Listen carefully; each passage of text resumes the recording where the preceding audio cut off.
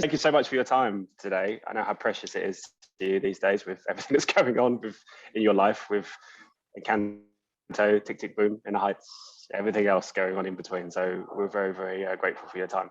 First off, congrats on Encanto. Thank you. It's a wonderful film, and I had the pleasure of talking to the cast and the filmmakers and everyone else in between, and they are an absolute hoot. So it was lovely to talk to them. They were telling me that this idea kind of came from you, and you were involved very early on. So what was the initial kind of pitch that you put in, or the idea, and how it kind of came about? Yeah, I kind of Moana was kind of my audition for this, honestly. I was hired for Moana pre-Hamilton. I was one of many musical theater writers they interviewed, and I got the gig and had an amazing time, and also saw how seriously they took the responsibility of representing a culture on screen. Disney understands that, like, if we're setting a movie somewhere, like, that region has to be proud of what we've made, and we've got to go and do our homework and hire accordingly. And so after the very successful experience of working on Moana with Opataya and Mark Mancina, I sort of turned to my boss, Tom McDougall, and said, if you're doing a Latin themed animated musical, like, I was made for this. Like, put me in, coach. And so, because I've wanted to write for animated movies since, Little Mermaid broke my brain in 1989. And so I got to be in on the ground floor of this. So really working with Byron and Jared, and later Charisse when she came aboard, to sort of, first of all, decide to set it in Colombia, sort of home to magical realism literature. And really all I knew about Colombia's music going in was how diverse it was. I knew the salsa music of Joe Arroyo, who's like a salsa legend. I knew the cumbias of Carlos Vives, who was like a global figure. And I knew like the 90s rock music of Shakira, and her subsequent global domination. So like, that's three totally different genres all coming from one country. So I knew it was like an exciting palette to kind of write music for. It's surprising how many people say it's The Little Mermaid that broke them, because that was a period for Disney where, in the 80s they'd made a lot of films, but then when Little Mermaid and Lion King and Aladdin came out, it's like the wheels started going crazy again. And it's surprising how many people I've spoke to over the years that Little Mermaid is the one that they really responded to. Yeah, but the three movies you just listed had one thing in common, and that's Alan Menken and Howard Ashman. And, they were serious theater writers who brought the discipline and rigor of musical theater storytelling to animated work, and realized, we are limited only by our imaginations in this medium. And so I really take that seriously when I work on an animated project. I really try to it's very easy to be intimidated because everyone's the best at what they do, but you raise your hand and you go, this is what music can do.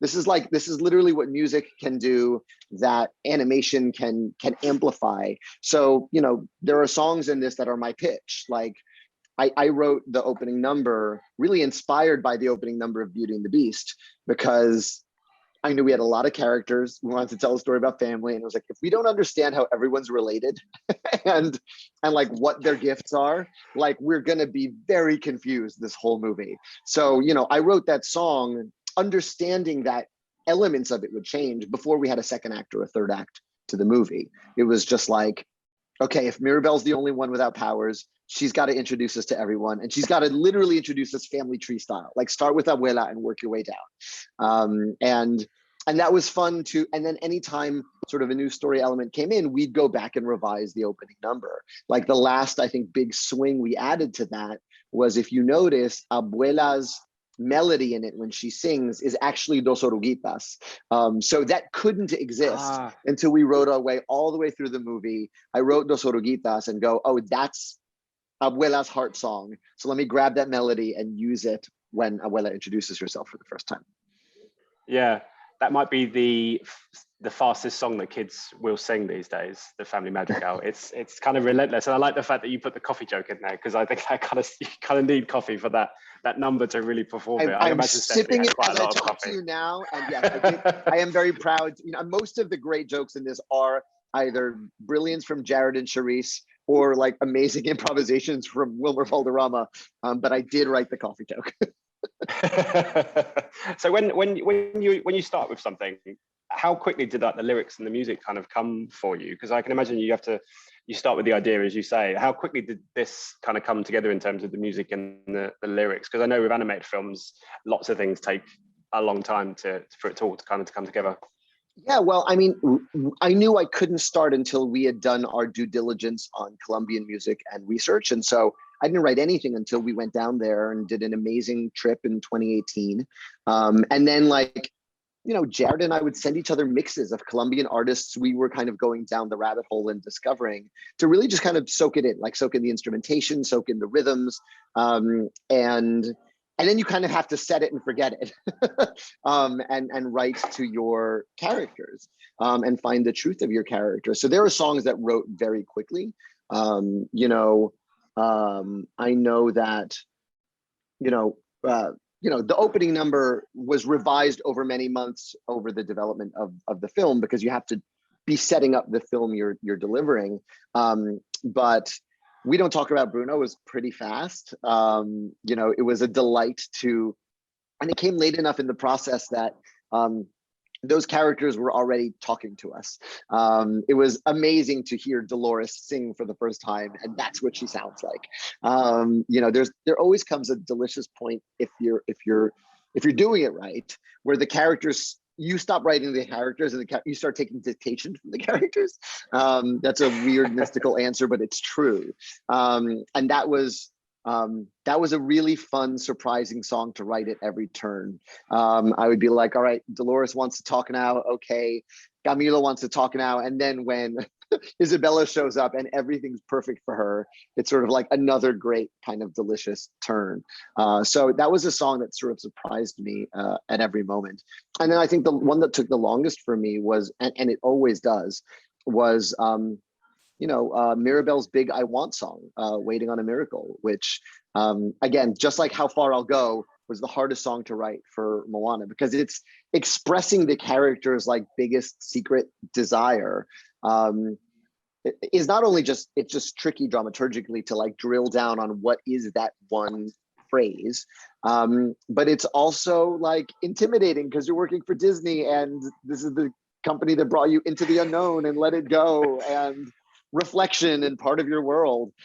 So you also have to like escape that shadow in your head and like just drill down on what your character wants.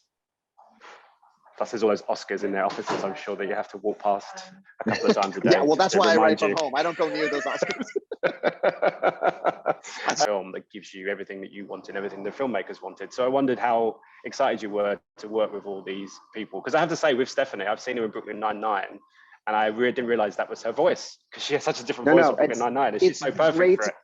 Yeah, it's sort of the great cosmic joke of the world that the world got introduced to Stephanie 2 octaves lower in like a monotone as Detective Rosa Diaz. But I knew Steph when we were both starving artists in the city. She starred in a lot of my friend Kiara's plays in New York before she moved out west and sort of took over the world. So I knew what a musical and expressive voice she had.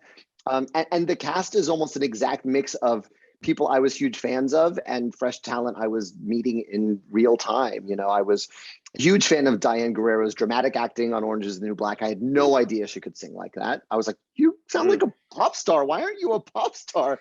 I met Rhenzy in the casting calls for In the Heights when he came in for Sunny, and I just knew he was incredibly talented. So I was thrilled that we got him for this movie. But someone like Jessica Darrow, who plays Luisa, was like a total delight and has a voice and actually sounds like Detective Rosa Diaz in real life. She's this little slip of a thing, and she has this incredibly deep, powerful instrument. So it was, and then of course Leguizamo, who is a childhood hero. So it was a total joy to kind of fall in love with this family, even though it was like this. We didn't all meet for the first time until our premiere in LA. Very strange, that, isn't it? That's how it's been for everybody, I suppose. But you talked earlier about how important Disney have been in the way that they make their animations and deal with different cultures and all that kind of stuff. It must be great to be part of a celebration that celebrates Colombia and all the facets therein that a lot of us in this part of the world, don't know much about, and can see just what a kind of thriving and amazing place it is. Yeah, it's been really thrilling, and the response from Colombians to the film has been so thrilling. I remember sort of texting with Wilmer early in the process, like, this is a lot of pressure. And he wrote me back, dude, the bar is so low for representation when it comes to Colombia. Like, in this first draft, we're better than anything that's out, because, it's no secret to know that, like, Latin representation you look at the numbers, like in Hollywood, it's like abysmal. So I'm thrilled to not just represent this film, but also be part of a year where there's been such a variety of Latin representation, everything from In the Heights, but also Maya and the Three on Netflix, Jorge's incredible show, and Vivo earlier this year. So it's exciting to be part of, like, sort of a variety of Latin representation, not only just in animation, but in films at large. Indeed. Well, listen, apart from the cut in between, it's been an absolute pleasure with you, taking your time and chatting to you. It's been amazing. And may I just say as well, Tick Tick Boom is one of my favorite films of the year. So thank you very much for that. I wish I could talk to you about that, but I'll just say how good it is. Thank you so much for your time. Absolute pleasure. All right, cheers. Ladies and gentlemen, you're watching Hey You Guys. Hey You Guys, huh? Hey You Guys. Is that from the Goonies? It is indeed, yeah. Nice. Hey You Guys!